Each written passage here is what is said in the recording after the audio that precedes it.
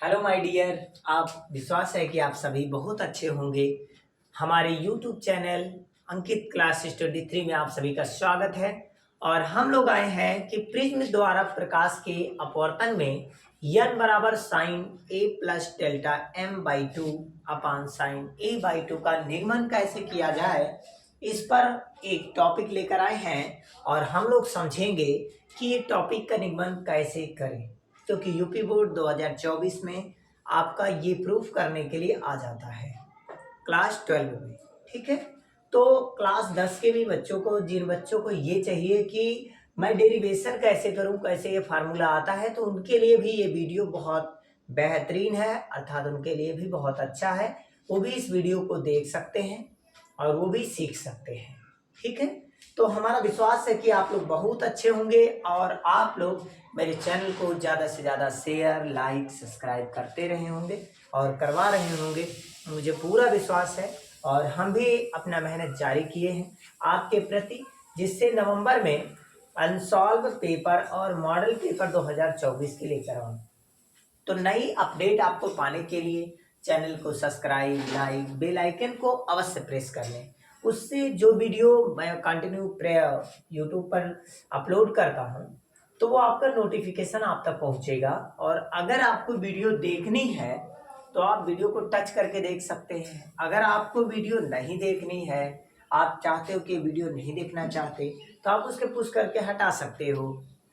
थोड़ा सा ऐसे कर दोगे, क्रोल हट जाएगा अपने आप, उसमें करने की कोई ज़रूरत नहीं है। तो इस प्रकार से कंटिन्यू इसमें बने रहिएगा और इस चैनल को पूरे लास्ट तक आप देखिए। इस क्वेश्चन को अच्छे से सीख जाएंगे कि डेरिवेशन कैसे करना चाहिए। तो चलिए हम लोग आते हैं। तो सबसे पहले क्वेश्चन में क्या होता है कि एक प्रिज्म है। अब प्रिज्म द्वारा प्रकाश का अपवर्तन कैसे होता है, देखिए मैं एक प्रिज्म द्वारा आपको दिखा रहा हूँ। ठीक है, पहले प्रयोग के द्वारा आप लोग देखें, फिर उसके बाद आगे बढ़ते हैं। तो हम दिखाते हैं आपको प्रयोग कैसे करते हैं। देखिए प्रयोग के दौरान पहले आप देख लीजिए अच्छे से एंगल ऑफ डेविएशन क्या होता है और किस प्रकार से हम लोग देखते हैं, फिर आपको थ्योरेटिकल माध्यम से समझाते हैं। ठीक है, तो चलिए हम लोग वीडियो के माध्यम से पहले देखते हैं, फिर उसके बाद आगे चलिए दोस्तों, आप सभी ने देख लिए हैं कि कैसे हम लोग देखते हैं एंगल ऑफ डेविएशन। अब हम लोग चलते हैं उसका डेरिवेशन करने कि किस प्रकार से डेरिवेशन होता है। आपने देखा कि जब मैंने लाइट को इंसिडेंट कराया इस पॉइंट पर, तो मैंने देखा जैसे मैंने इस पे लाइट इंसिडेंट कराई, ये लाइट नॉर्मल की ओर यहां से नॉर्मल ड्रॉ किया हूं। ये अपने आप प्रकाश के अपवर्तन के कारण ये विरल माध्यम से सघन माध्यम में जाने पर अभिलंब की ओर झुक जाती है, तो ऐसे हो जाएगी। फिर यही चीज जब सघन माध्यम से विरल माध्यम में जाएगी तो अभिलंब से दूर हट जाती है, क्योंकि अभिलंब ये है, इससे दूर हट जाती है।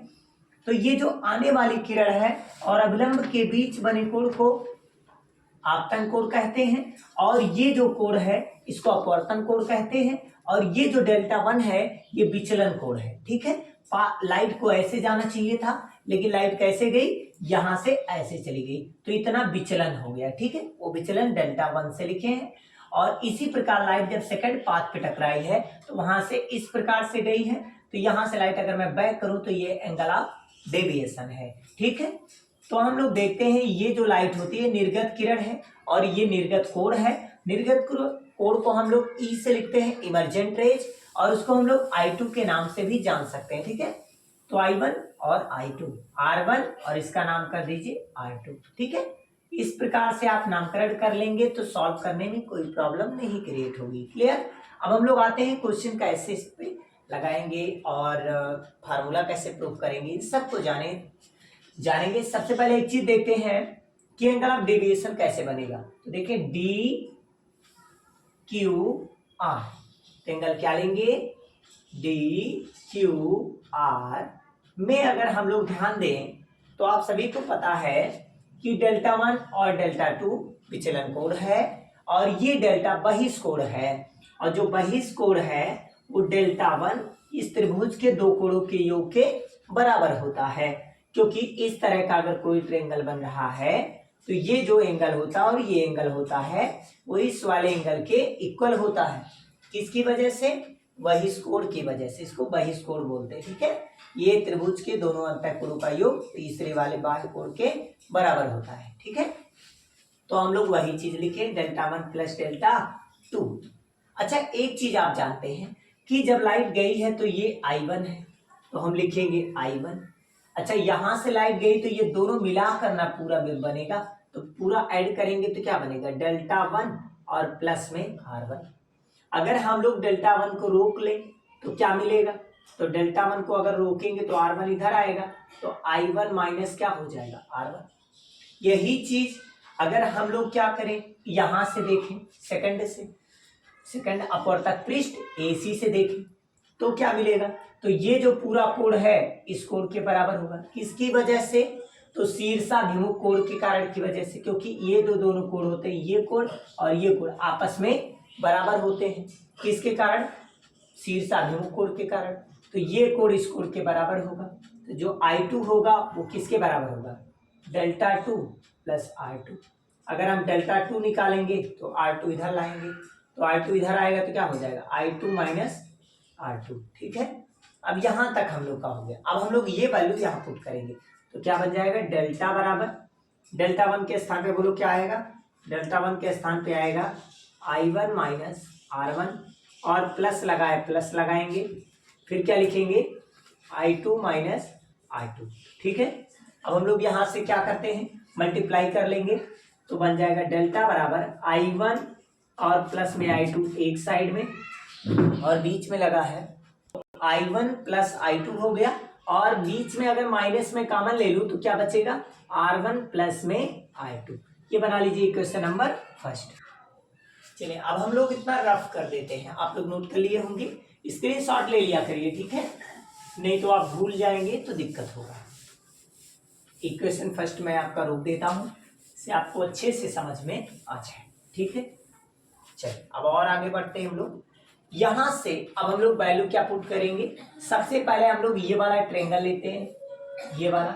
अच्छा, इसकी बात करें, अगर एक चतुर्भुज देख लिया जाए, ए क्यू ई और आर, क्या देखेंगे, चतुर्भुज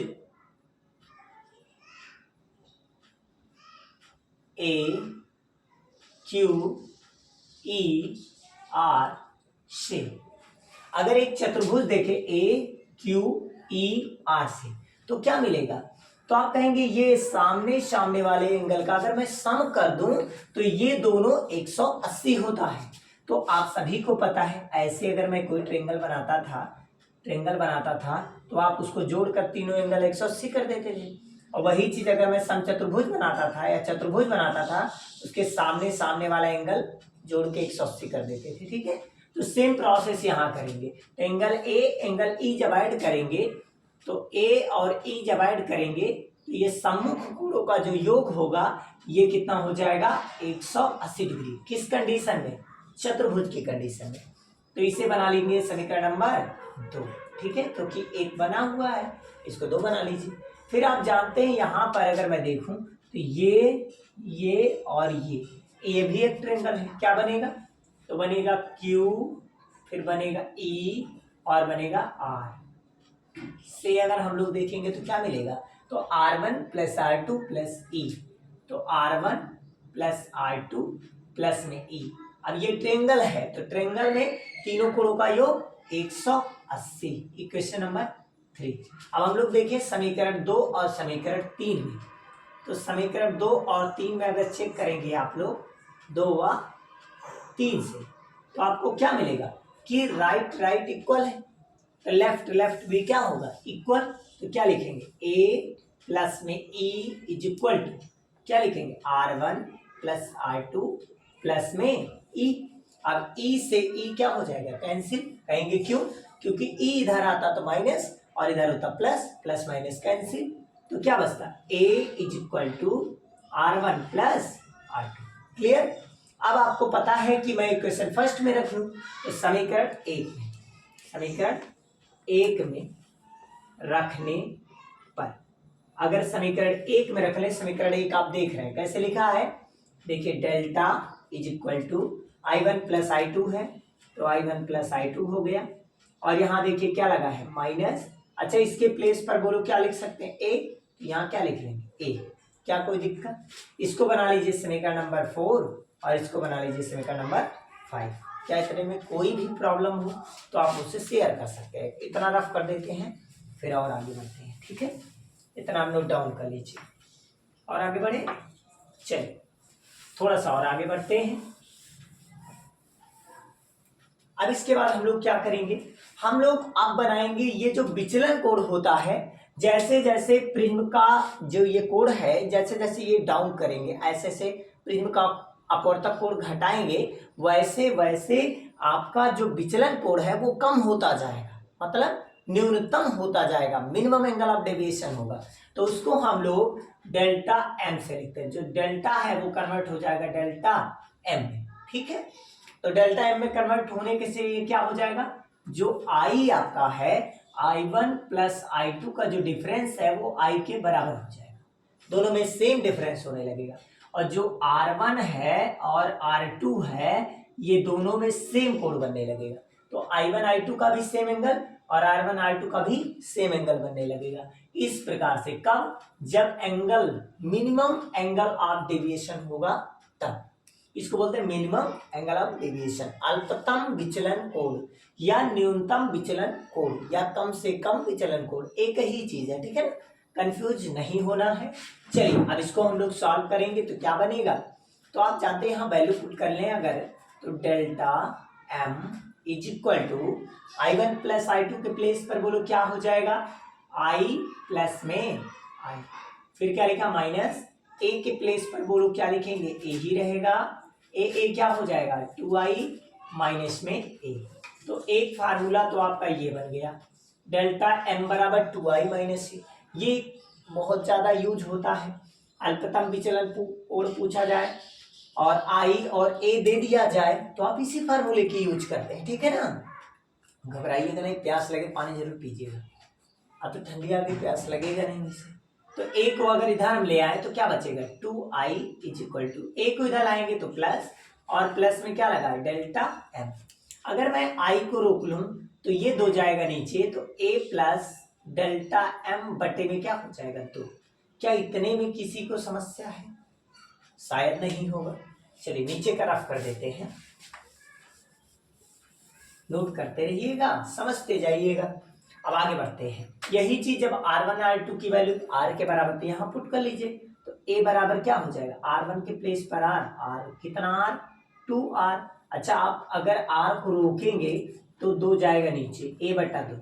अब कभी कभी क्वेश्चन जो है प्रिज्म कोण दे दिया जाएगा और अपवर्तक कोण पूछा, कुछ नहीं घबराना भाई, सीधे 2 से भाग, आंसर तुरंत आ जाएगा। ठीक है, कुछ भी नहीं सोचना समझना है। आगे बढ़ जाते हैं। अब इसको हम रफ कर देते हैं फिगर। ठीक है,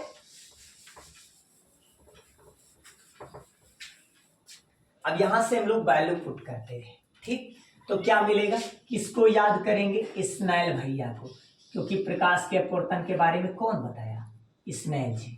तो अब हम लोग स्नेल के नियमानुसार चलेंगे। स्नेल ने क्या बताया कि जो साइन आई और साइन आर का अनुपात है वो कांस्टेंट होता है।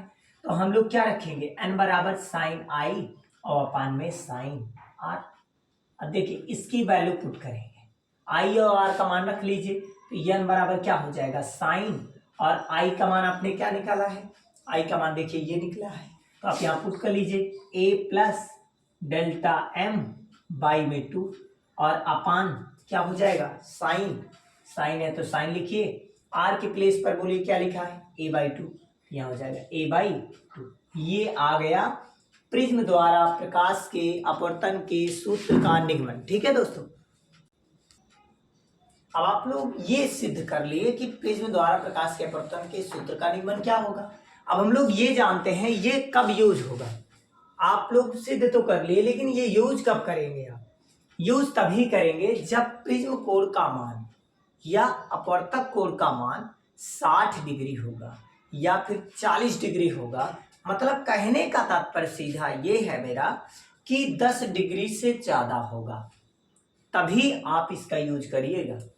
10 डिग्री से कम है तो वह पतले प्रिज्म में आ जाता है। वैसे फिक्स तो होता है 5 डिग्री या 5 डिग्री से कम, लेकिन 10 डिग्री आप मानकर चलिए कि 10 डिग्री से जब अधिक कहेगा तो आप इस फार्मूले की यूज करेंगे। लेकिन अगर 10 डिग्री से कम है, यदि क्या है 10 डिग्री से कम है, 10 डिग्री से क्या है, कम है। क्या कम है, प्रिज्म कोण मतलब ए का मान या 10 डिग्री है या 10 डिग्री से कम है तो वह पतले प्रिज्म होंगे।